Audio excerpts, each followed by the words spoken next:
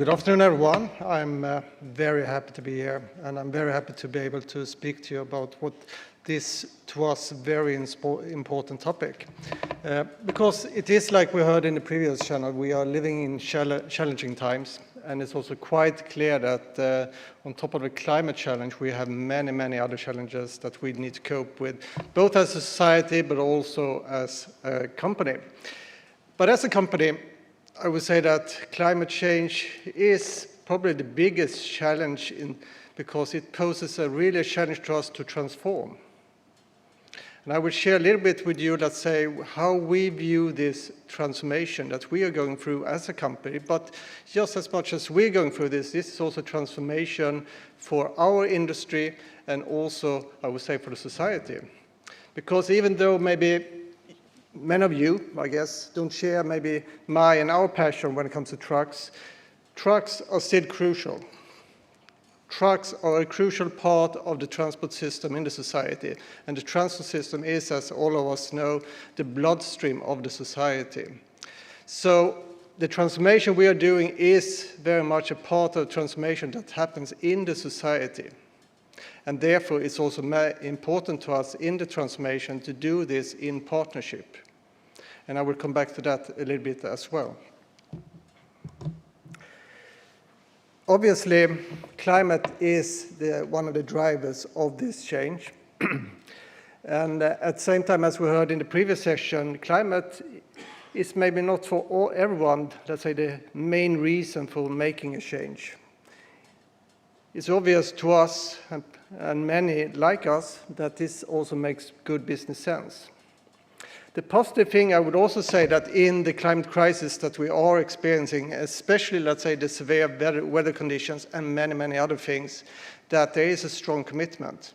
Not only have more or less all countries in the world committed to the Paris Agreement, try to limit the increase to 1.5 degrees so we don't get even severe climate consequences that we are experiencing today.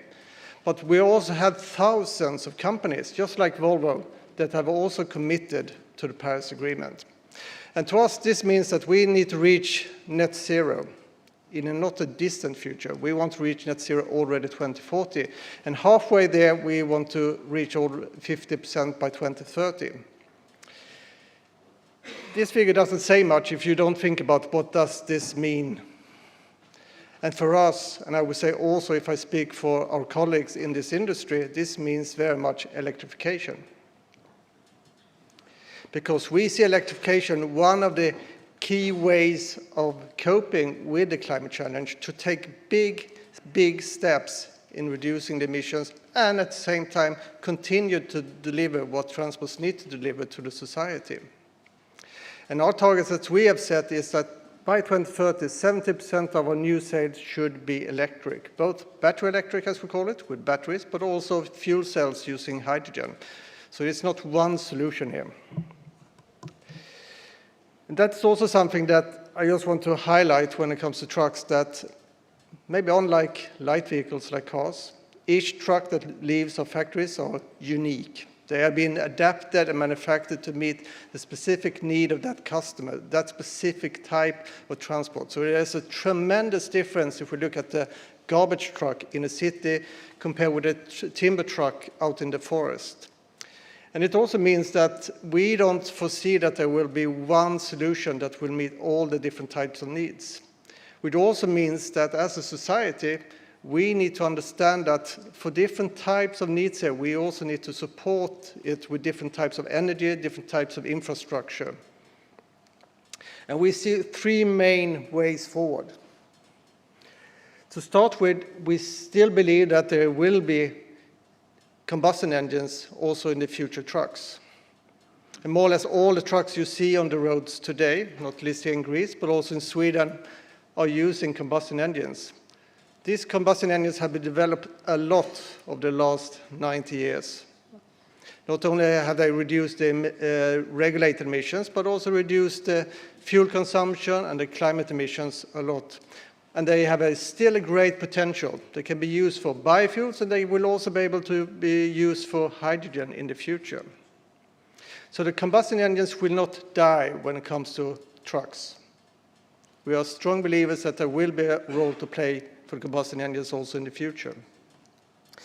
But maybe more exciting things to speak about, especially with the hype that we see in our industry, is obviously about fuel cells using hydrogen, which will have a great potential somewhere in the future, but also battery electric, which is very much here now. So let me go into this a little bit more in detail. On this graph, you can see a development really illustrating the transformation that we as an industry are going through and we as a company. You can see on the left-hand side, you can see the share of new trucks. On the x-axis, you can see the years all the way up to year 2050. So we're going from a situation, 90 years somewhat, where we have used more or less one type of energy converter, the diesel engine, into a situation now that for the first time ever, we will have less and less diesel trucks on the roads. Instead, the significant growth that will take place now will be starting with electric trucks, battery electric trucks. So going forward, that will be the area where the growth will happen, followed by fuel cell electric trucks using hydrogen. But obviously, there is always a big but at the end of a statement like this. And the big but in this case is, of course, that we also need to have what we call the enabling conditions. Because in order for us to sell electric trucks, we need to have a charging infrastructure. So it's a chicken and egg problem here, because no one will build the charging infrastructure if there are no vehicles to use them. So here is also where the governments and the authorities need to step in. And together with all the different industry actors here, need to come up with the plans how we can make this happening. And I think that is exactly what we see in many countries. Germany is an excellent example where there are very strong focus in setting up the infrastructure, very strong focus in supporting the change when it comes to electric vehicles. And therefore, we also see a very strong development when it comes to electrification in Germany. But there are many, many other countries as well following that path. But I also want to come back to the previous session here and highlight another important area, and that is energy.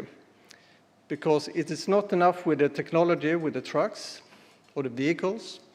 It's not enough to have the infrastructure in terms of for charging, filling up with hydrogen or biofuels. We also need to have someone who is producing the energy, and this energy should also come from renewable sources. We need to step away from the fossil sources.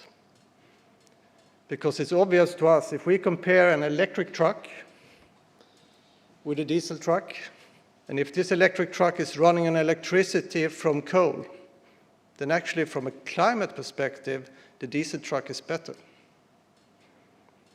So in order really to reach the benefits of electrification, take advantage of this, we really need to pursue also energy from renewable sources.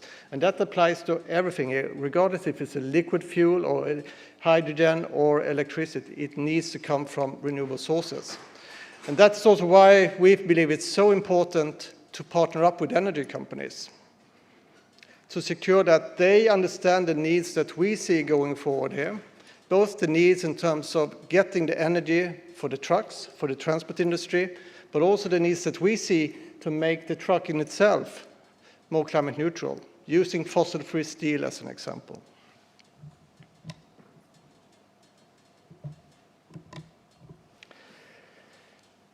So if I continue a little bit, let's say, making clear that cars or trucks are not big cars. The trucks have very much been adapted for the different needs, and that also means that, once again, as we try to support the transformation here, we need to recognize that for the different type of transport, we need different types of infrastructure and different types of energy. There will not be one solution. So if we look at electric trucks, which is really the core of the transformation going forward here, these type of trucks are today primarily being used for local and regional transport. So if we want to electrify, for example, all the refuse trucks, garbage trucks in the city, the trucks are already here. The good things also with these type of trucks that move locally or regionally is that they don't need to have a lot of chargers spread out over a city. They normally can charge nighttime at home at the depot, meaning that the introduction can start already now. But when we look at the trucks that are driving longer distances, then we need to also to build a charging network along the main routes, or have opportunity charging at the places where these type of trucks would load and unload. So of course this can sound like a little bit complex, and that's also why it's so important here that this has to be done in a dialogue with the energy companies that need to do the investments in the infrastructure, because as a vehicle manufacturer we are not intending to do that, but also the authorities, the transport buyers, the hauliers, our customers. All of us need to work together in order to drive this change.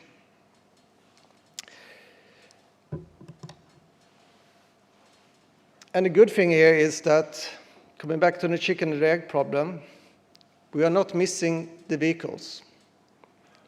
We have for almost a decade now been selling electric trucks. We are today also selling electric machines. Electric buses for more than a decade and electric machines. And now we also, for several years now, been selling electric trucks. And we have now also many competitors who are coming out with their offer when it comes to electric trucks, which is of course something very positive in order to drive this transformation. And I just learned yesterday evening that actually we have now sold also our first 3 electric trucks here in Greece. So that means that we actually now also the market leader here in Greece. But 3 trucks are really nothing compared with how many trucks that are sold here. So of course we need to do much, much more going forward. But the positive thing here is that with the vehicles that exist already today, about half of the transports in Europe could already today be done with these type of electric trucks. So a significant part can already today change into electrification, but the other half will continue to rely on the other types of technologies that I talked about earlier. So this change is happening here and now. And it's really a change that also will affect us when it comes to the competences that we are needed. Because in a way, we are also, in terms of our own employees, our mechanics, customers, we're also moving away from, let's say, a knowledge focus on one type of technology to a knowledge where we need to have much more focus on this type of new technology. Then what I don't have time to speak about, which could also have been very exciting here, since I'm also responsible for innovation for Volvo Trucks, is that at the same time, there are a lot of things happening in optimization, in digitalization, connectivity, all the different technology megatrends that exist at the same time here. So this will also drive change. So obviously these type of trucks and also future trucks will be adapted for many types of trends that are happening at the same time. There's not one megatrend, there are many trends that we need to think about going forward. So it's really exciting times from that perspective. So, but coming back to what is really crucial here, because what we and many with us would like to achieve here is really an acceleration, because it's going too slow from a climate perspective. And it's going too slow also from a business perspective, because we want this to be a significant part of the business going forward. But in order for that to happen, we need policies. We need policies that set out a clear direction. And the good thing, I would say, that if we look at this from an EU perspective, and also if we look at this from a US perspective, what we heard about earlier, I would say the policies have set out a very clear direction in this area. But what is also needed is similar actions on a national level, local level that support this. And then obviously we also need to have this type of partnership that I was into earlier here with the energy companies, with the transport buyers, with many other stakeholders in order to drive this change. Because with this partnership, we can make this change happen much, much quicker. So we are transforming, and I believe that the society will look very different 10 years from now with the changes that we see in the transport industry, both for the transport, for the energy, and for many other things. So it's really exciting times. So by that, I thank you for listening. Good. Thank you very much. Thank you very much indeed, Mr. Mårtensson, for the presentation.